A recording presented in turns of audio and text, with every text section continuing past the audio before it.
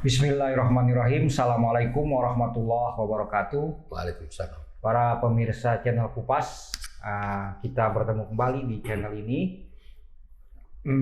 Seperti biasa, saya ditemani oleh Ustadz Musa Kazim dan kami akan mencoba mengulas atau ngobrol tentang operasi serangan Hamas terhadap Israel atau yang disebut operasi Taufan Al-Aqsa ya saudara.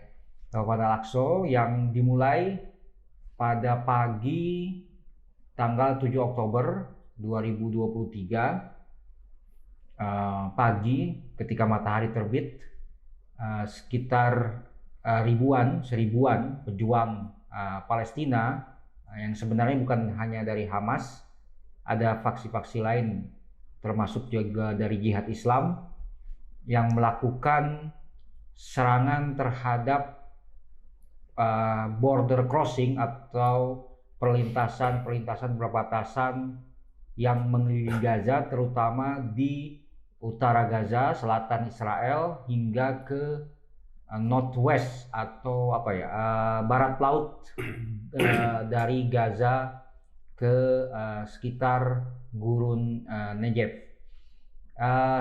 Serangan ini bisa dikatakan serangan yang mengejutkan banyak pihak, bukan cuma publik tapi juga kalau kita lihat respon-respon di media sosial, pejabat-pejabat militer Israel dan juga pengamat-pengamat juga terkejut dengan serangan luar biasa ini yang berhasil menembus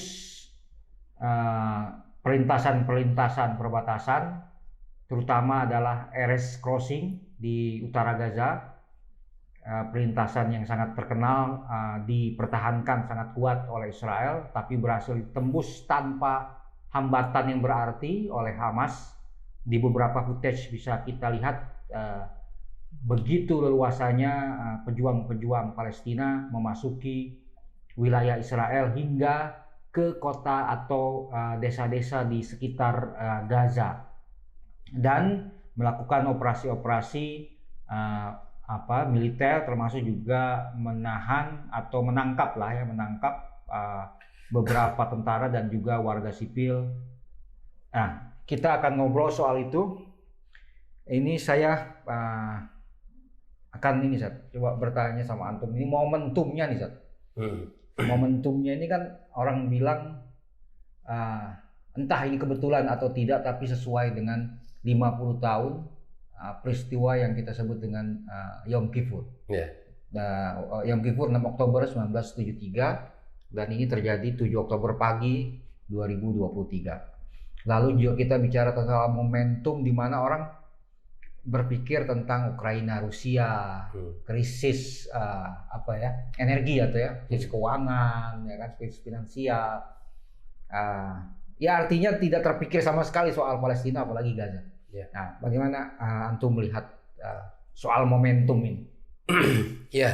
Ini pertama-tama kita harus lihat bahwa serangan dari Gaza ini adalah serangan yang tidak ada presidennya, tidak pernah terjadi sebelumnya. Kelompok Hamas maupun gerakan-gerakan perlawanan lainnya melakukan serangan mendadak dalam skala seperti ini dengan manuver militer yang menggunakan kekuatan darat, udara maupun laut dengan cara melintasi perbatasan yang tadi sudah disebutkan, perbatasan yang sangat dijaga ketat dan dibangga-banggakan sebagai salah satu perbatasan yang paling aman. Ini tidak pernah terjadi. Jadi ini unprecedented, sesuatu yang tidak ada presidennya.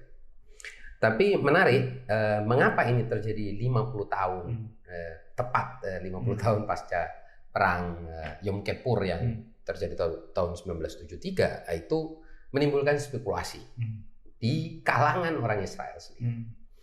Bahwa ini adalah teori konspirasinya adalah bahwa ini adalah sebuah peristiwa yang mirip lah dengan apa yang terjadi di 11 September. Jadi ini koordinasi antara elemen-elemen tertentu di dalam pemerintahan dengan kelompok Hamas. Tapi saya kira konspirasi seperti itu tuh tidak bisa dikonfirmasi ya, dan tidak bisa diafirmasi, dan boleh jadi itu cara orang Israel untuk menunjukkan enggak, kita ini terlalu kuat untuk bisa dikalahkan oleh kelompok militan seperti Hamas dan Brigade Qassam dan Brigade Al-Quds, Jihad Islam dan lain sebagainya. Kita terlalu kuat lah. Jadi katakanlah ini cara untuk mendinginkan diri sendiri ya, mendinginkan diri sendiri.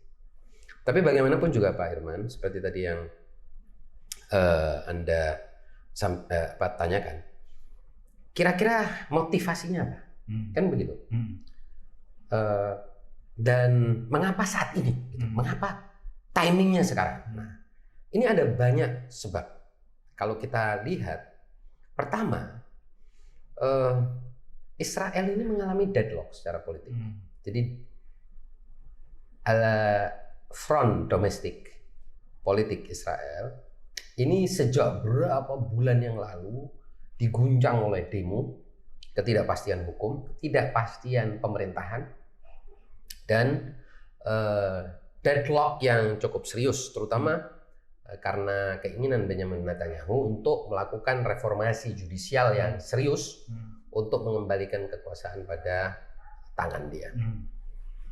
Dan itu artinya elit politik di dalam Israel itu ada fragmentasi, bahkan bisa dikatakan pertentangan yang serius. Ini di satu sisi. Jadi kalau kita bicara kenapa momentumnya saat ini, pastinya kelompok-kelompok perlawanan melihat ini.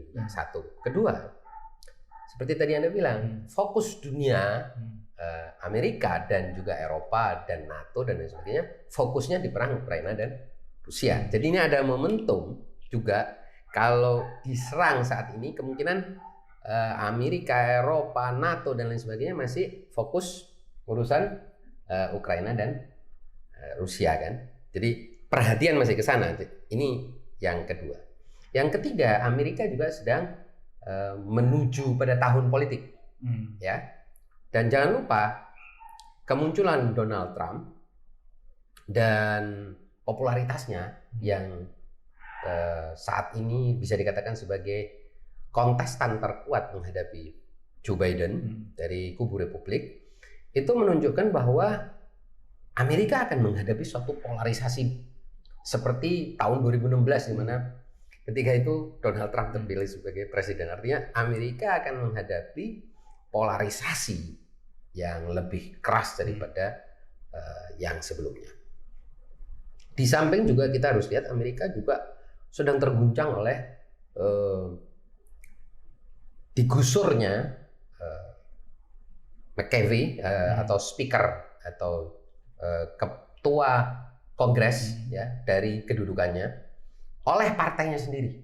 Jadi itu menunjukkan Partai Republik tidak solid, ada perpecahan internal Partai Republik sehingga ketua Kongres digusur sendiri dan itu menghebohkan.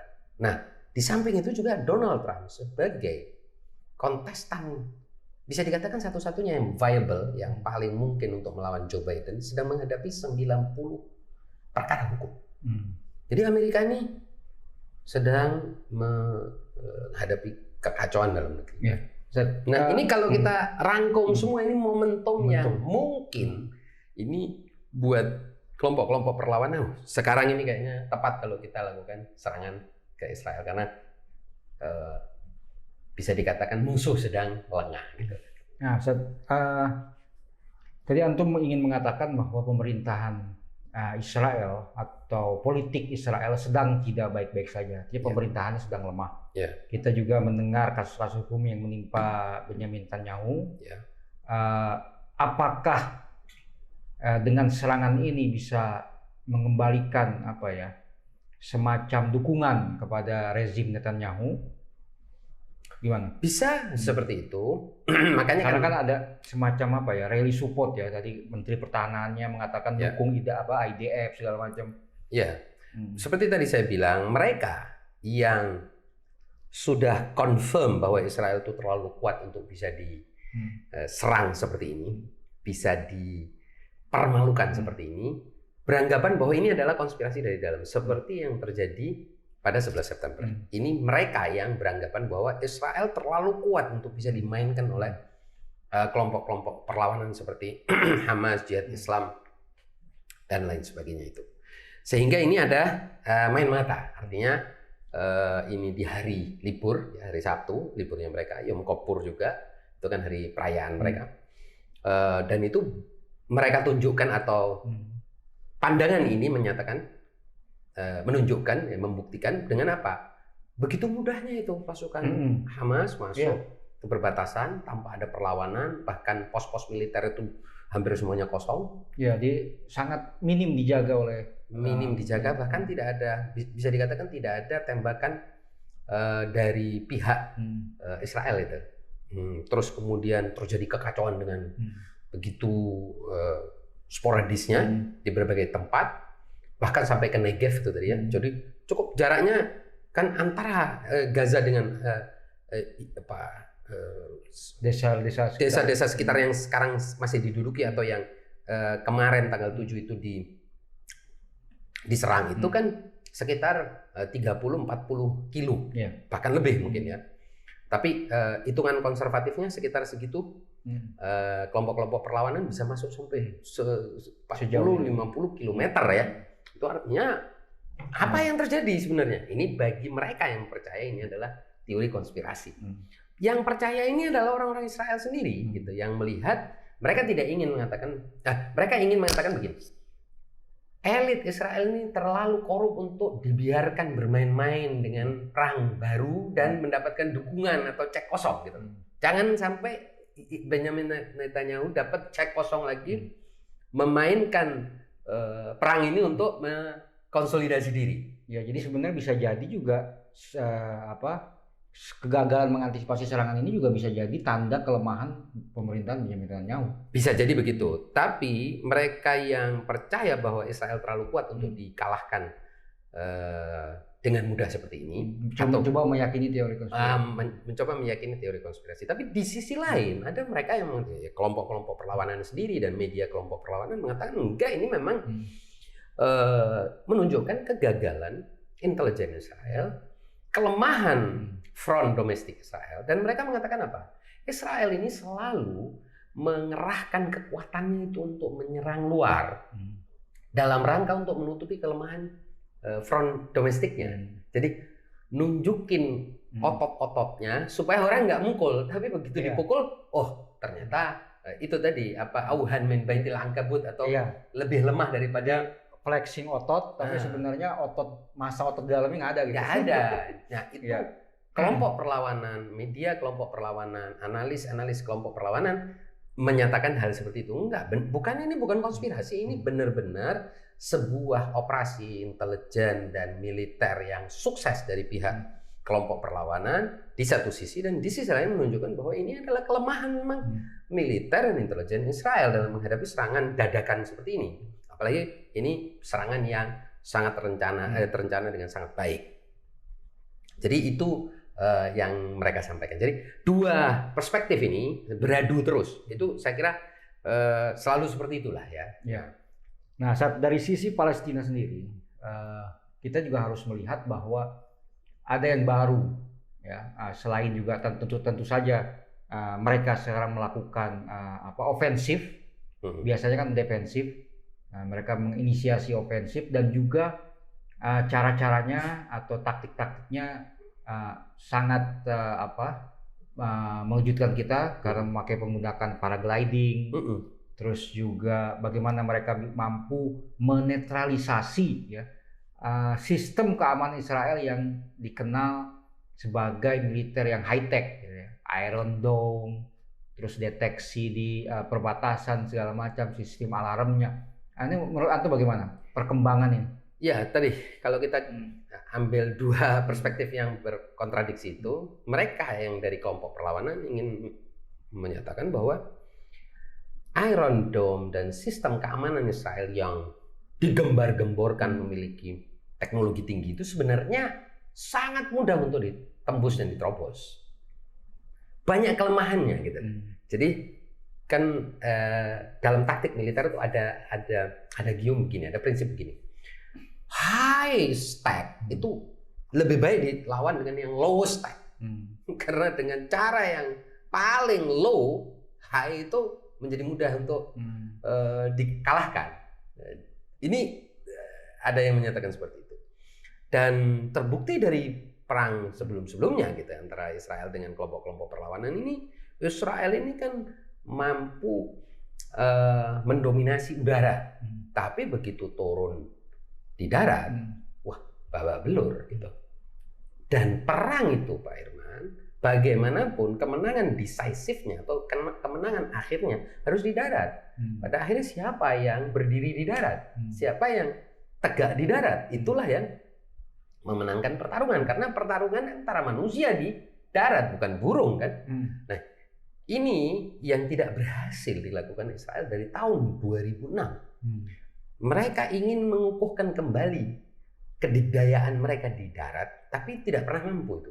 Baik di Gaza, juga di Lebanon Selatan. Mereka tidak pernah mampu menunjukkan bahwa mereka punya kemampuan untuk tempur di darat.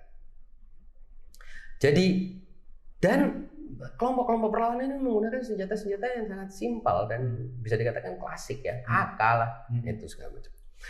Selain itu saya juga tadi barusan ini mendengar di salah satu channel Arab Al-Hadath itu, dia mengatakan koresponden itu mendapatkan informasi dari kelompok Hamas bahwa beberapa jam sebelum serangan, artinya sebelum penerobosan itu, incursion mereka, sebelum mereka melakukan penerobosan perbatasan, itu mereka matikan dulu sistem siber, keamanan sibernya.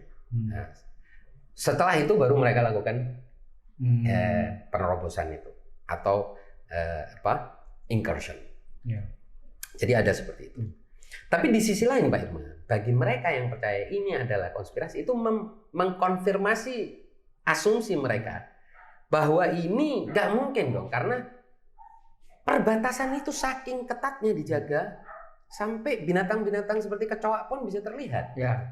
Sampai kan mereka seolah begitu ya, sampai gerakan sekecil apapun terlihat. Dan ini ratusan orang membawa bulldozer lagi kan, tidak terdeteksi. Membawa bulldozer dan merobohkan bisa dikatakan itu kan wired electric wire itu kan semuanya itu kabel-kabel yang dielektrifikasi ya, dengan mudahnya seperti itu.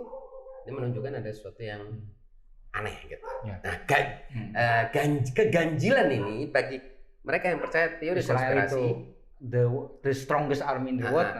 Berarti ini ada teori konspirasi, dan teori konspirasi ini ingin mengukuhkan, ingin mengukuhkan Netanyahu sebagai penguasa yang oleng, jadi mengkonsolidasi dan korup dan tidak berhasil membangun koalisi dan didemo terus-menerus. Ini demo di Israel tuh terus-menerus terjadi. Kita terakhir ngomong itu kapan ya? Mungkin hampir setahun yang lalu ya. Dari sejak itu tuh nggak berhenti demo di Israel. Nah, dan Benjamin Netanyahu sebagai politisi senior tidak berhasil menanggulangi itu. Gitu.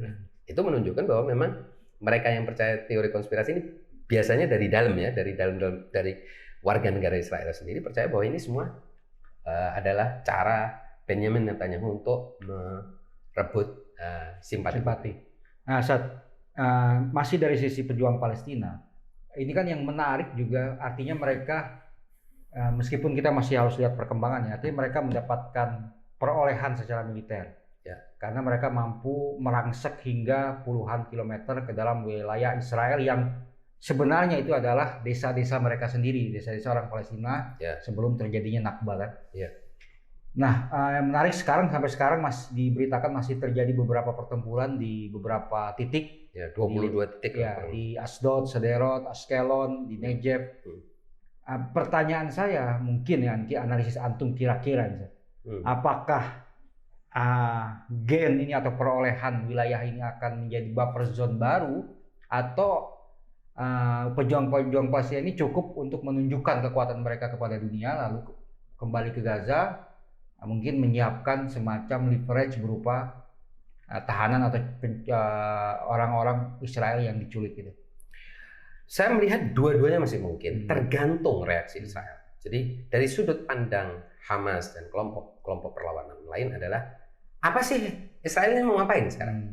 Kalau Israel ini menyerang balik secara membabi buta sedemikian sehingga tidak ada pilihan lain bagi kelompok-kelompok perlawanan kecuali maju ke depan, karena tidak ada gunanya mundur ke belakang, tidak ada gunanya balik ke belakang, maka saya kira pertarungan ini atau peperangan ini akan memasuki tahap-tahap yang lebih serius, yaitu pertempuran di wilayah-wilayah yang disebut sebagai Ghilaf Gaza itu, atau wilayah dusun-dusun pemukiman di sekitar Gaza. Itu akan terjadi pertempuran di sana. Tapi kalau reaksi Israel ini kelihatan AO-AO, artinya kurang tidak terlalu masif, ya, karena sekarang ini per hari ini, per detik ini kan, yang terbunuh dari pihak Israel itu lebih banyak daripada yang terbunuh dari pihak Palestina. Ini tidak pernah terjadi sebelumnya dalam sejarah pertarungan dan perang antara Palestina dan Israel kan. Jadi yang terbunuh dari pihak Israel ada 600 lebih orang dan 2048 luka-luka, 100 lebih tersandra. Dari IDF atau tentara Israel 44 tentara tewas, 30 polisi juga terbunuh. Dari sisi Palestina 370 yang gugur, 2.200 yang luka-luka, 7 yang dari kelompok perlawanan, 7 yang ini menurut pihak Palestina ya. Jadi ini masing-masing dari Kementerian Kesehatan Palestina maupun dari Kementerian Kesehatan Israel ya. 7 yang gugur, 92 yang luka-luka. Ini artinya apa? Sampai saat ini yang mengalami korban lebih besar adalah pihak Israel, dan ini tidak pernah terjadi bahkan di dalam sehari loh ya. Dalam sehari jumlah 600, Pak Irman. Bahkan dalam 33 hari perang Juli 2006 antara pihak Israel dengan Hizbullah yang bisa dianggap sebagai kemenangan ada di pihak Hizbullah itu, jumlah korbannya cuma 100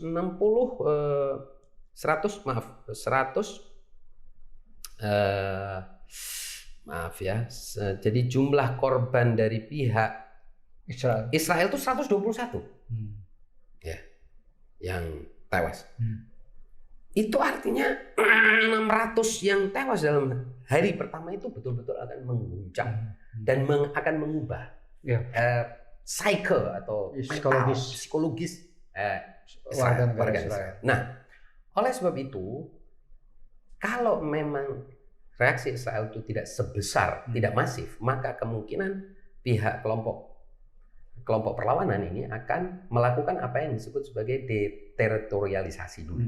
Jadi dia akan mengubah demografi di sekitar dusun-dusun sekitar itu. Baru setelah itu reteritorialisasi, artinya mengembalikannya menjadi daerah Palestina yang 1973 atau 1967 atau 1948, tergantung.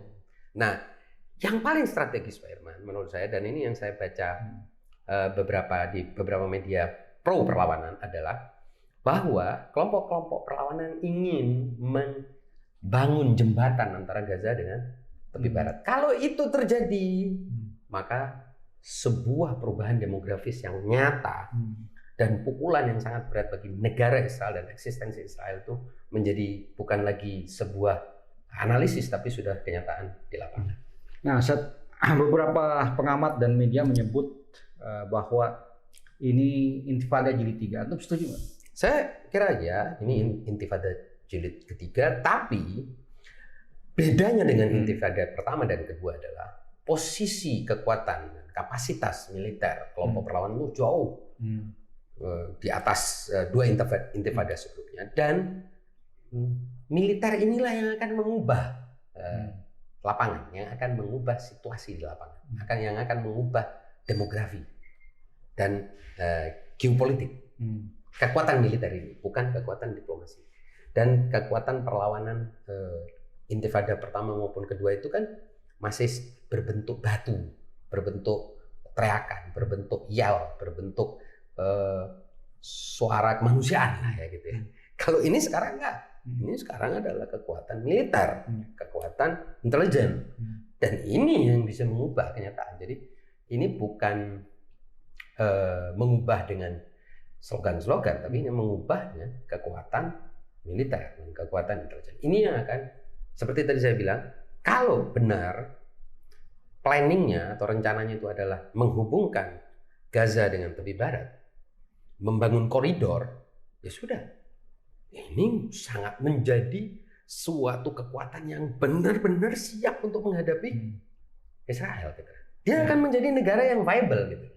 Tidak seperti sekedar Gaza saja atau tepi barat saja. Gitu. Ya, dan kayaknya juga meskipun masih jauh ya antara Gaza, tergantung seberapa besar 80 kilo lebih lah perolehan wilayah, seberapa besar progresi mereka ya. Tapi memang kan antara Gaza dengan tepi barat ini kan jauh. Tapi ada wilayah Israel ini. Ada titik terdekatnya. Titik terdekatnya itu sekitar 80 kiloan kan. Ini kalau bisa dibangun koridor sehingga transportasi, logistik, komunikasi antara dua titik ini terhubung, kan berarti kelompok-kelompok perlawanan di kedua titik ini bisa bersatu dan itu artinya bangsa Palestina itu punya dua lengan untuk menghadapi Israel, dan itu serangan kalau terkoordinasi dari dua tempat itu, Pak. Beda pukulannya dari sekedar dari Gaza dibandingkan dengan dua pukulan dari tepi barat maupun Gaza. Dan sepertinya juga sekarang momentumnya tuh orang sudah semakin paham lah kalau orang Palestina itu pakai senjata gitu. Kalau dulu kan mungkin orang masih kritik ya, masih minta dengan tanpa kekerasan. Tapi sekarang saya lihat di media sosial orang Barat sekalipun sudah seperti memaklumi gitu. Iya, karena sudah menjadi bahkan ada yang mendukung gitu. Iya, dan sudah menjadi satu fait accompli bahwa Hamas, Jihad Islam punya senjata. Whether you like it or not gitu. Hadapi ini dengan gentle. Ya sudah, ini memang sudah bukan lagi pakai batu seperti zaman dulu. Satu itu, kedua, Hamas maupun Jihad ini punya independensi, punya kedaulatan. Dia tidak lagi didikte oleh kekuatan manapun. Ini sesuatu yang menyebabkan mereka punya harga diri yang beda dengan kelompok perlawanan masa lalu, yaitu PLO yang kalau nggak ke Mesir, ke Saudi, ke ini kayak gitu kan. Tidak ada, ini dia independen. Dan itu yang menyebabkan menurut saya mereka akan dapat leverage ya dari Benjamin Netanyahu. Dan kalau kita lihat dari jubir-jubir kelompok perlawanan seperti Abu Ubaidah ataupun kelompok perlawanan dari Brigade Al-Quds Jihad Islam, mereka kan bilang kita ingin Netanyahu ini bangun dari tidurnya dan kita dapatkan hak-hak kita. Pertama, pembebasan seluruh tahanan, ini itu. Nah, ini kan yang akan menyebabkan apa? Gaza itu kembali bisa hidup, Pak Irwan. Jangan lupa, Pak Irwan. Gaza ini problemnya dikepung, diblokade, diembargo, sehingga kalau dia tidak melakukan ofensif seperti ini dia mati dengan sendirinya gitu. It's slow death istilahnya. Ini kan akan menjadi kematian yang pelan-pelan seperti orang diracun nunggu mati. Nah sekarang dengan dia jebol perbatasan, dengan dia lakukan ofensif, dia minimal masih berharap adanya sesuatu yang baru, suatu kanalisasi, kayak negosiasi dan lain sebagainya. Saya kira itu yang juga menjadi pertimbangan elit kelompok perlawanan. Apakah pejuang Palestina sudah memenangkan peperangan? Ya, dalam satu hari ini dilihat dari kesuksesannya, ataukah masih bisa diakumulasi menjadi kemenangan strategis yang lebih besar? Saya kira masih bisa diakumulasi untuk suatu kemenangan yang bisa dikatakan groundbreaking, terobosan. Jadi terobosan strategis ya. Karena yang sekarang ini kalau hanya sampai di sini, itu istilahnya hit and run, pukul dan lari, ya Israel mungkin beberapa saat ini shock, kemudian akan ya istilahnya ambil napas gitu, shock, terpukul pasti, dan bisa dibayangkan dia kalau Israel itu adalah kita umpamakan pasien ya masuk UGD, tapi pada akhirnya dia akan pulih gitu. Tapi warga negaranya kan insecure-nya makin tinggi. Jadi. Makin pasti bahkan itu. ada yang bilang sampai 9 jam di bawah bunker gitu kan. Takutan. Nah, memang kalau dilihat tren, Pak Irwan, kalau dilihat tren dari tahun 1970-an sampai sekarang, keamanan Israel itu kan makin diminishing. Trennya itu menurun, menghilang gitu. Jadi perasaan aman warga negara Israel tahun 70-an, 80-an itu dibandingkan sekarang itu merosot tajam. Itu harus diakui. Kenapa? Karena musuhnya lemah. Gitu. Kalau dulu musuhnya itu lemah. Meskipun bentuknya negara, tapi lemah. Negara yang dikendalikan oleh diktator, negara yang dikendalikan oleh Amerika, negara yang masih ikut satelit barat atau timur. Ini sekarang nggak kelompok perlawanan, bukan negara. Dia adalah masyarakat yang paramiliter yang tujuannya jelas yaitu membebaskan tanahnya. Jadi ini yang tidak bisa mediasi oleh siapa-siapa kan. Tapi benar, apa memang ada front lain selain Gaza? Karena kabarnya Syria, Golan, Libanon Selatan juga mulai bergerak. Ya. Jadi ada pernyataan tadi berapa jam yang lalu bahwa Hizbullah melontarkan beberapa tembakan ke arah utara, dan dia sebutkan bahwa itu mengenai sasaran-sasaran militer. Kalau di Golan ada kelompok perlawanan nggak? Ada kan, mestinya kan ada. Setelah mereka menghabisi ISIS. Ya, mereka ada kelompok-kelompok perlawanan itu kan. Ya semuanya ini kan melihat situasi dulu, Pak Irwan. Tentu all out war itu atau perang total terbuka itu ada risikonya. Dan sekarang melihat perkembangan. Dia lihat ini kan baru sehari. Ya. Kalau sehari ini kelompok Hamas ini dan kelompok jihad ini berhasil, yaitu melakukan suatu terobosan strategis dengan cara dia menduduki desa-desa di sekitar Gaza itu yang disebut sebagai Jilaf tadi ya.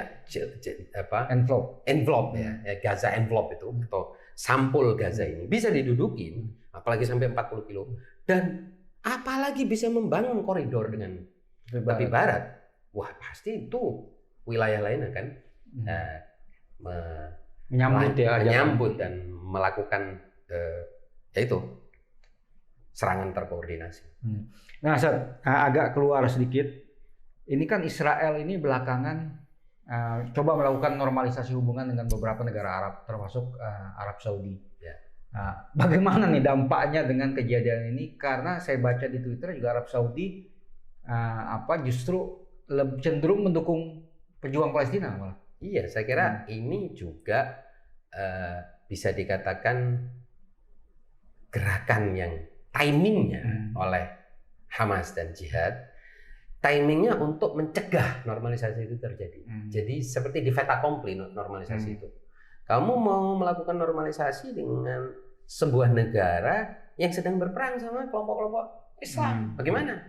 Wajahmu akan seperti apa? Jadi itu istilahnya didadak gitu kan. Jadi diputus sebelum hubungan itu betul-betul karena saya baca juga ada laporan dari media Timur Tengah yang menyatakan bahwa kelompok-kelompok perlawanan itu sudah sampai pada kesimpulan berdasarkan laporan intelijen atau informasi intelijen yang mereka punya bahwa normalisasi ini benar-benar akan terjadi. Makanya yaitu timing itu sekarang ini serangan ini. Dan juga faktor-faktor lain yang sudah saya sebutkan. Ya. Artinya memang banyak kemungkinan tujuan dari operasi ini, dan kita masih harus melihat perkembangan ke depannya. Dan bagus memang kan sebuah serangan itu yang tujuannya banyak. Jadi nggak cuma satu gitu. Iya. Kita lihat perkembangannya kita lihat dalam beberapa hari ke depan. Demikian para pemirsa channel Kupas, obrolan kami tentang ngomong-ngomong kita harus minta maaf sudah lama betul. Iya. Oke. Ya kami mohon maaf karena baru bisa podcast lagi atau ngobrol lagi bersama Ustadz Musa. Dan demikian Semoga bermanfaat. Kurang lebihnya kami mohon maaf. Billahi taufiq wal hidayah. Wassalamualaikum warahmatullahi wabarakatuh. Waalaikumsalam.